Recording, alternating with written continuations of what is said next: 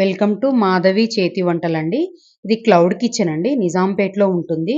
మీకు కూడా కావాలి అనుకుంటే గనక స్క్రీన్ మీద నెంబర్ కనిపించే నెంబర్కి వాట్సాప్ చేయొచ్చు, కాల్ కూడా చేయొచ్చు అండి.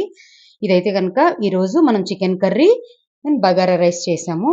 ఈ వీడియోని లైక్ చేయండి, షేర్ చేయండి, సపోర్ట్ చేయండి అండి. ఇది ప్రిపరేషన్ వీడియో చూద్దాం.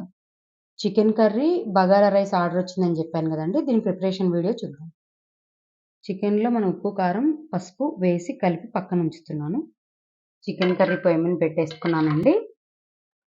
మనం బగారా రైస్కి నెయ్యి వేస్తున్నానండి. ఇప్పుడు ఆయిల్ వేస్తున్నాను కొంచెం.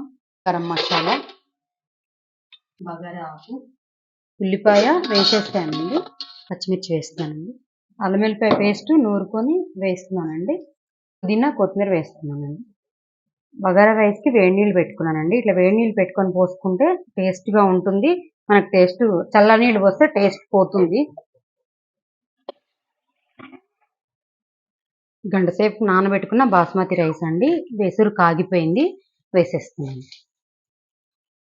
బాగా తెరలేటప్పుడు వేసుకుంటే మనకు రైస్ కూడా పొడుగ్గా అవుతుంది, బాగుంటుంది. అంటే వాటర్ బాగా మరిగేటప్పుడు వేసుకుంటే బాగా అవుతుంది మనకి.